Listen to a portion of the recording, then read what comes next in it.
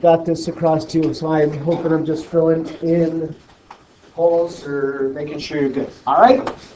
So, with that in mind, rational functions are, so this is one of those things where I learned and I thought, okay, whatever, it doesn't seem like it's important. Who could care? Can care less in real life. There, a professor I had actually gave me an example of real life application of this, and it kind of said, okay, so maybe I could use this. So it went something like this. This is straight from a professor I had. So say you started off this you're wrong, and your first homework you took a 0, okay? And then afterwards you got your act together, and forevermore you earned 10s on every homework after. Well, if you were to then express your homework average as a function of how many assignments total, what would it be? I'll give you a second to think about it. Getting you started though, wouldn't you agree that homework average as a function of number of assignments, when you find a homework average or any kind of test average, what do? Come on, man, you're Dublin students. You know how to calculate grades. Come on. Points earned out of points total. That's it, okay? Start there and work from there, and then we'll talk about it in a minute.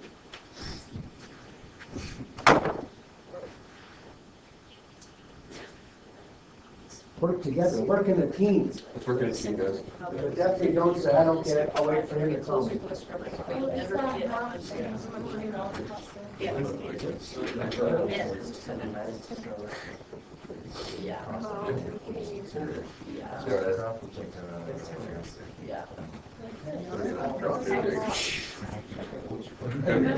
get really, really close.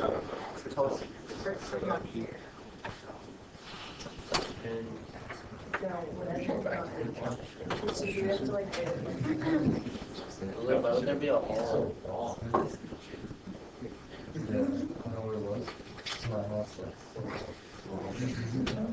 Yeah. You got it, boys? Yep. What is it? Oh, you explain it. You explain it. If you're talking about something else, you better be done with this. Or is this a direct ask? You can sketch it, yes. Obviously, you'll need the equation first. You can't sketch something you don't have an equation for. Well, yeah, you can. Just watch me. These didn't make this way all the way around yesterday, so there's some more homework. Everybody have any ideas? Points earned. Out of points total. Let's start total. How many points total?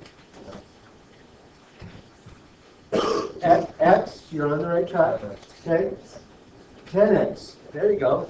10 points per assignment times the number of assignments. That wasn't too hard, was it? Okay, earned. Same kind of idea. Points per assignment times number of assignments.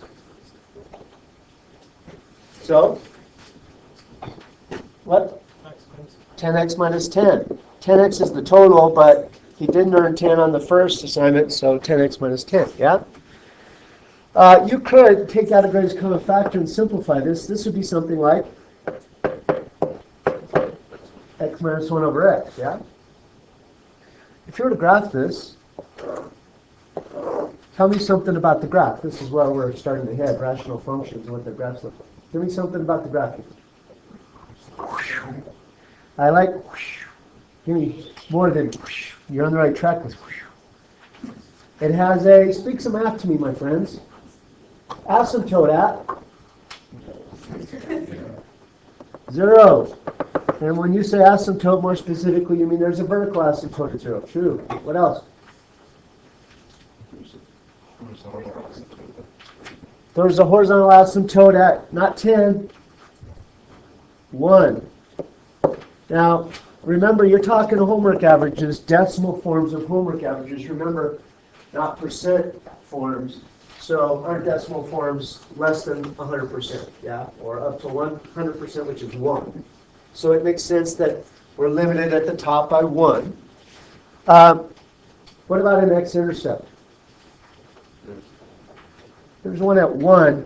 Really, you wouldn't start calculating homework average when you have no assignments, would you? I mean, I don't come in the first day and say, hey, what's your homework average, before I've given you a homework, right? So in terms of domain, what's the domain typically for this? When is this, in terms of real life, when would you actually start caring how this is working out? After 1. So x is greater than or equal to 1. What about this? X is an element of what? Reals. I disagree. Okay? Can I say, hey, what's your average at the 1.3th assignment? Not really. What kind of x's are we looking at, given that x is number of assignments? Whole numbers, okay? So you could say the natural numbers. I don't expect you to have those memorized, but that's the natural numbers. You could say integers, which is z. I have no idea why. But it's something like that. Now, all of that is great. Now, what about the shape? How does it approach that asymptote? It's really easy to calculate a few assignment averages. At 1 assignment, he took a 0 on it, so his average is 0. After 2 assignments, he gets his act together. He's going to get that assignment, so he'll have how many points? Earned 10 out of how many total? 20. Therefore, his average will be 1.5. After 3 assignments, he'll have earned 20 out of how many total? 30, for an average of 0.6 or 0.6 repeating, or so on. As he goes on, he makes up that hole he put himself in, and his grade starts to approach 100%. As he goes on, that missing assignment hurts him less and less, and he starts to approach 1. Now that limiting behavior is a great use of rational function. You often approach a limit, whether it be carrying capacity of how many foxes you can put in that field, years or whatever. There are a lot of uses to carrying capacity, fads and disease. All that stuff approaches a limit. All that stuff can be modeled by a rational function. Now I drew a smooth curve through this, but it really shouldn't be a smooth curve. It should just be just points. All right. So that is idea of a rational function, where we're restricting the domain, and we're not actually showing this part here because we don't particularly care about that part less than. All right. So with that in mind, let's talk about a little more beefy problems, a little more complicated graphing rational function. There are actually another field of these where you have slant asymptotes. Did you do those last year? Did that sound familiar, slant asymptotes? No, okay. We'll do those in set 81 or something like that when we get there. For now, we'll do kind of a first half of this, rational functions, where you have horizontal asymptotes. This is the process that I want you to show. Many of these steps are for me to help you prepare for calculus, and I'm going to. This is a good place to practice some calculator skills, or calculus skills that you'll need. All right. So if you're going to graph this bad boy, I would like you to show a sign chart and limits for end behavior and holes. So that might be a little different than what you expected to do last year. I don't know. So start by factoring. If you factor this, how would you proceed? Factor the numerator, please. X minus 3 Greatest common factor of x, and then x minus 3 and x plus 2. Denominator. Greatest common factor of x, and minus 5 plus 1. I gotta be honest with you, if you can't factor well, you're gonna kind of be a non-starter here. You're gonna have to, you and I are gonna have a problem, because you're gonna factor it wrong, and then I will have to say, all right, based on how he wrongly factored this, or she wrongly factored this, what would the graph look like? And then I have to do the whole rest of the problem with you after your mistake to see if, although you can't factor, can you do the rational function part of it, right? So the moral of that story is please factor it, right? It'll save you so much time, and I'll be most grateful. All right. Coordinates of the hole. How do you know if there's a hole or not? It can't, if there's a 0 over 0 that cancels, a canceling factor. Do you agree that the hole, the x part of the hole is at x equals 0? Now, in terms of the y, remember at a hole, it's what the function approaches as you get closer and closer to that hole. So to find the y, I'm going to take the limit as x goes close to that point, which our hole is at 0. And as x gets closer and closer to that, what's the limit? Now, this isn't as complicated as it looks. If I say close to 0, like 0.1, wouldn't these two guys just kind of go away? You see what I mean? Are you with me? At every point that's not 0, these would be identical and they would divide out. 0 over 0 is a problem, but if I look at it in an approach kind of way, these would divide out and they'd be gone. So it's really just what did the rest of the stuff approach as x goes to 0? And that would be something like negative 3 times 2 over negative 5 times 1, or negative 6 over negative 5, 6/5. Therefore, the hole is at 0, 6/5. I don't even know what the graph looks like, but I know that right there, there's a hole. All right, I do expect you to show that limit. The limit of, now if you can just say the limit as x goes to 0 of f of x, all the better, all right? 3. Now we can remove the hole for the rest of the problem. I know where the hole is. Now let's just look at the reduced form. I have the hole marked. Now for the rest, everything else, every other number besides 0, those are divided away. I can just look at those 4 terms. Find the x-intercepts. Now x-intercepts are where the function equals 0. The function equals 0 if the numerator equals 0. And so there are x-intercepts at 3 and negative 2. All right, sorry about that. So I will know it crosses my axis at 3 and negative 2. And I'll put those on my sign chart below in just a second once I have all my information. Give me a second on that. 4, find the vertical asymptotes. Vertical asymptotes are where this is undefined. F is undefined at, f of x is undefined at x equal, where do I get a 0 in the denominator? 5 and negative 1. All right. So at 5 and negative 1, 1, 2, 3, 4, 5, negative 1, I'm starting to get some great information. Now, the sign chart is for calculus purposes. I would like you to now set up a sign chart with your 4 interesting points. You don't have to draw this to scale. In fact, it's probably better if you draw it evenly spaced. Negative 2, negative 1, 3,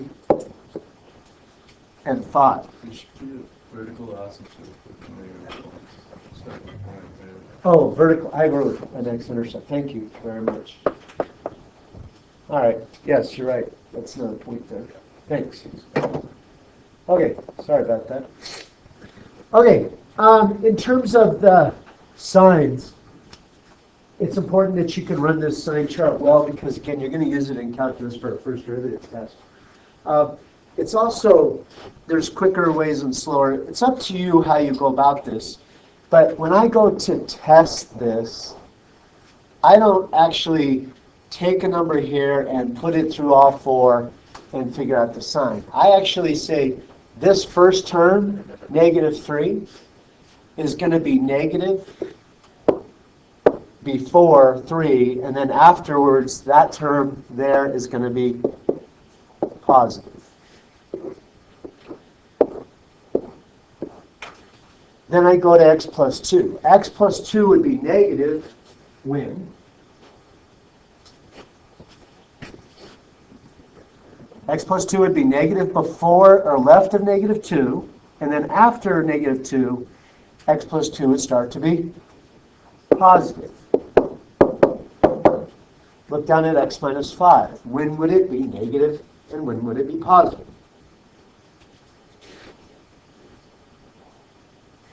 Negative x minus 5 is about 5, right? So it would be negative before 5 and positive after. So negative, negative, negative, negative, positive.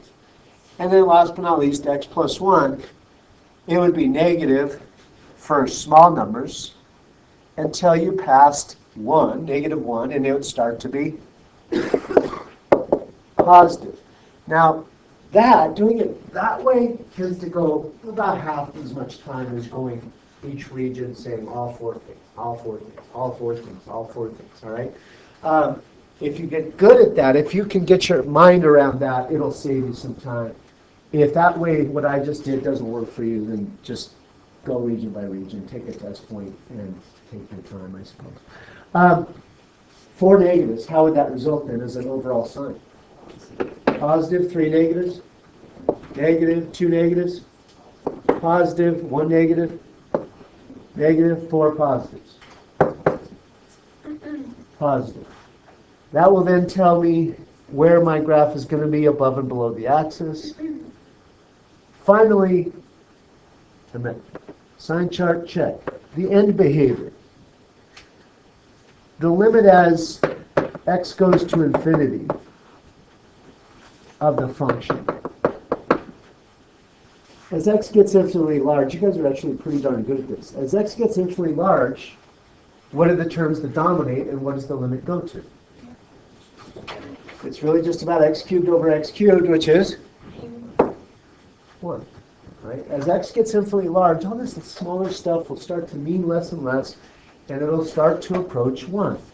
Now 1 then is a guide for the outsides, not the insides. There's a horizontal asymptote at y equal 1 because f of x will start to approach 1 as x gets large, which is on the outside. All right, now I'm ready to graph. Up to negative 2, I'm just going to go left to right. Up to negative 2, the graph for y is positive. So what should I do in this region? I needs to follow the asymptote and it needs to be positive. So I would go something like this. Until I get to negative 2. What happens when I hit negative 2? I need to actually touch that y or x-intercept between negative 2 and negative 1. What's what? Negative, so I need to go below the x-axis and I need to follow the asymptote, so boom. All right? In the next region, from negative 1 to 3. From negative 1 to 3, I'm supposed to be positive. Now, if I'm going to be positive, I need to be above the x-axis, but I need to follow the asymptote. So I'm going to be up here until I touch or pass through the hole. And then I'm going to stay positive until I get to 3, in which case I have an x-intercept. After 3, but before 5, y is negative. So what's the graph going to do then? Go down and follow the asymptote. And the last region, y is positive, and it follows the asymptote. So what kind of shape in the far right region? Follow the vertical asymptote, follow the horizontal asymptote, so it stays positive. All right, that then is the kind of process I would like you to go through. The sign chart to me is important because that's a calculus skill we're going to need. Try it on your own. Talk it over. I will help you. I will walk around. Just say, hey, what did you do here? What did you do there? Absolutely do not do the calculator.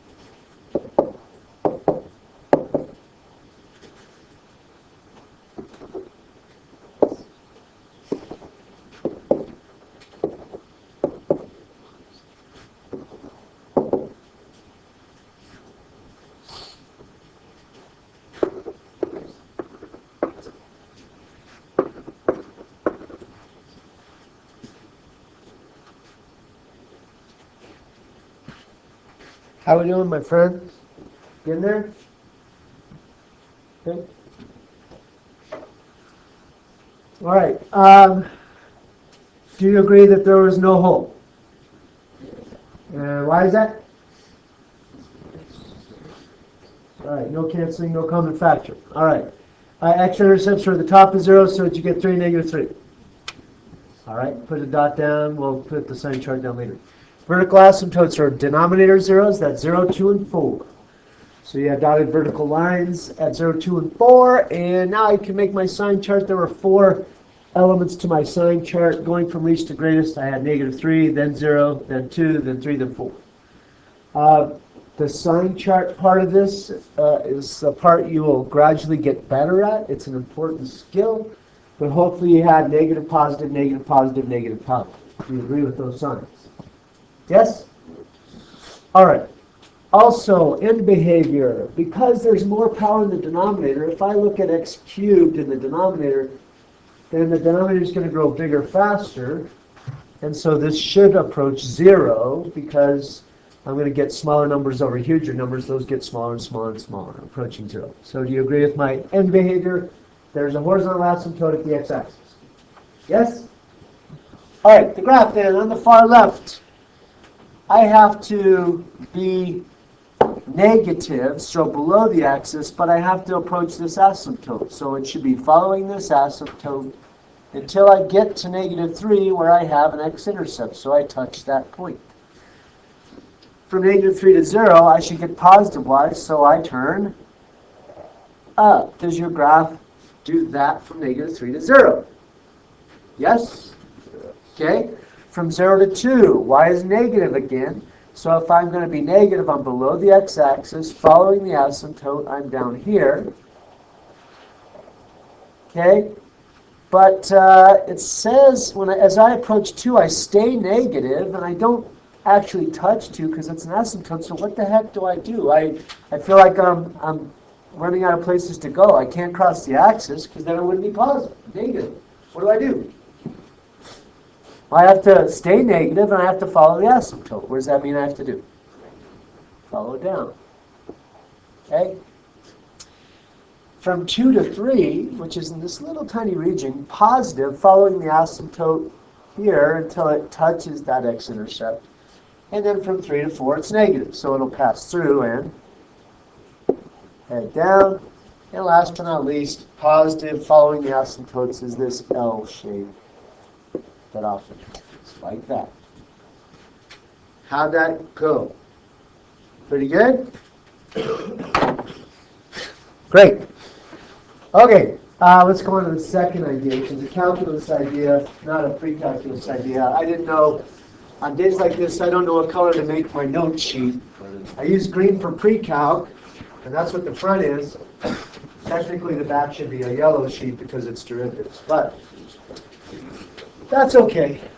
The idea is, and this is a very common calculus problem, not to mention on the AP test too.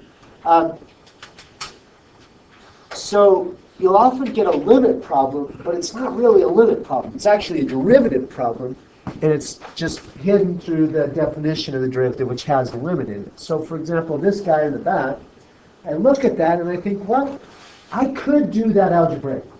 I could multiply the top and bottom by √5. Actually, let's start here. Do you agree that if I direct substitute, I would get √5 minus √5, which is 0 over 0? Yes?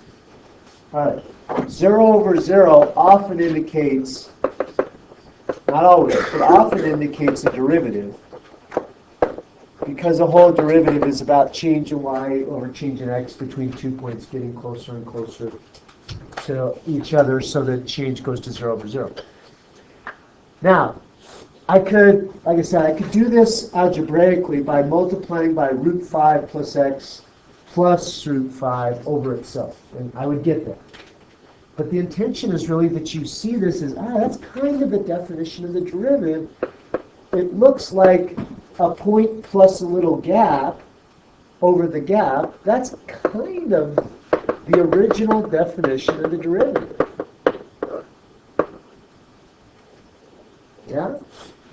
Where it seems like the function, this is kind of the thought process, you should say, well, in this case, the function they're talking about is the square root, yeah? Now don't worry about the 5 yet. What's the derivative of the square root function? 1/2 x to the -1/2 by power rule. Okay, so we're using the power rule here to do this derivative rather than the no limit. That's like 1/2 root x. Now, sometimes they just are asking you just the derivative, but sometimes they're saying at a point, a generally. Are they talking about the derivative generally or specifically at a number here? They're obviously asking for the derivative at 5. And so if I plug 5 in, this would actually bring 1/2 root 5. And you did that limit not by algebra or by doing a real limiting process, but really seeing, oh, that's the derivative. That's the idea. Recognize, is it a definition of the derivative? And if so, you just use your derivative rules to find it. Try those 3. Actually, try those 4, and we'll talk about that. You guys aren't a real collaborative team much, but I would encourage you to talk to them. That's me for lunch.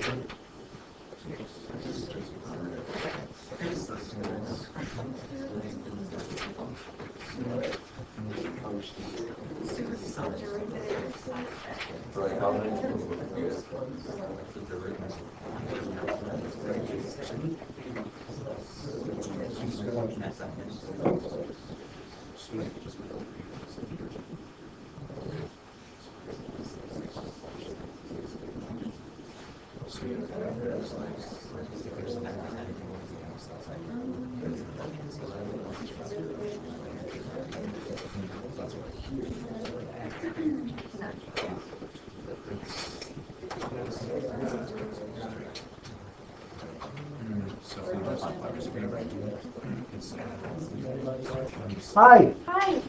Hey. Here you go.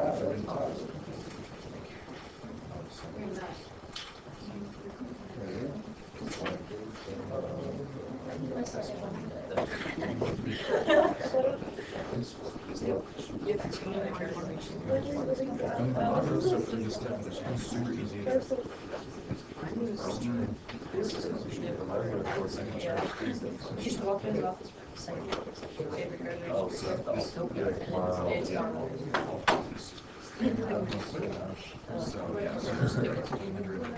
Let's see how we did.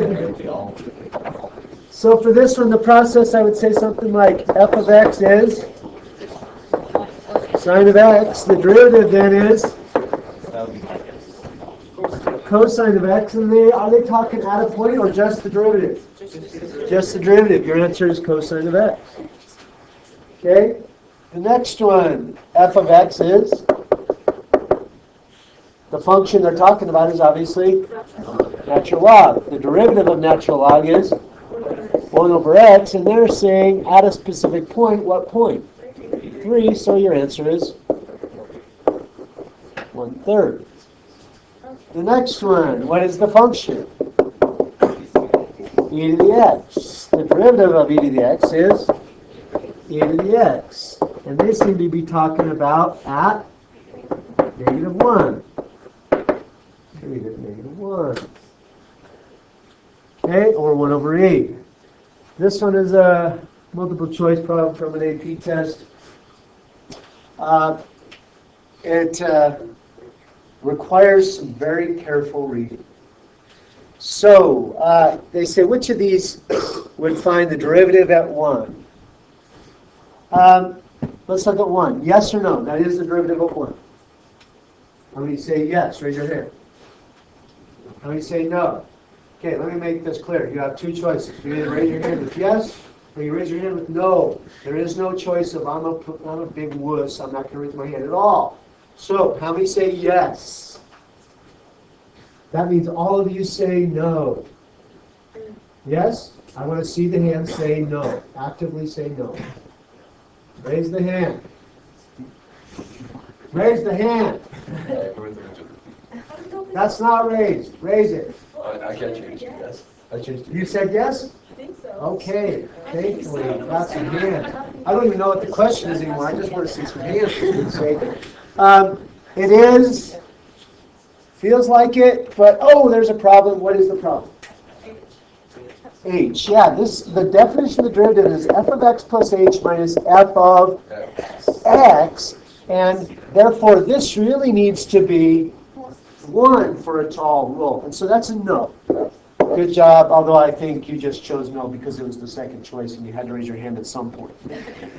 2, yes or no? How many say yes? Raise your hand. Thankfully, yes, Sebastian, raise your hand. Yes, thank you. Okay, that's a yes. All right, and that is a yes. Which definition is that? That's the alternate definition. It's exactly as it should be. Okay? What about the last one? Yes or no? How many say yes? How many say no? No is correct. What's wrong with it? X approaches 1. Yeah. X approaches 1. That's one thing because that should be H. And then in here, there's nothing about 1, really. And so that's a no. It is just B. Okay.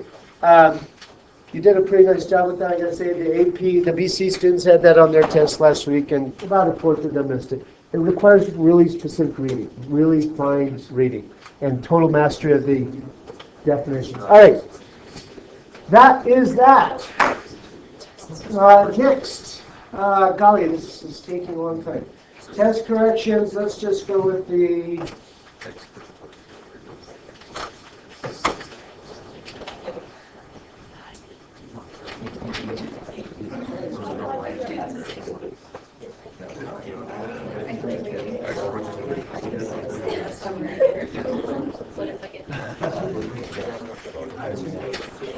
Okay, I'm going to change a little bit on the fly because we're running later than I thought.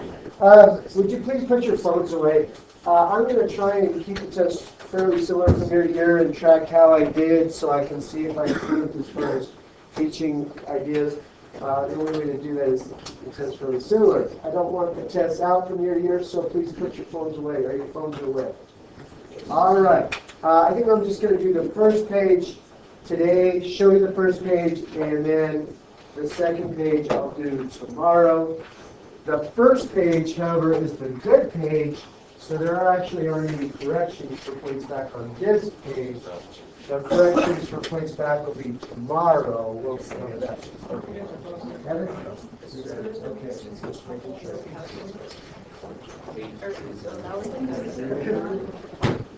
Go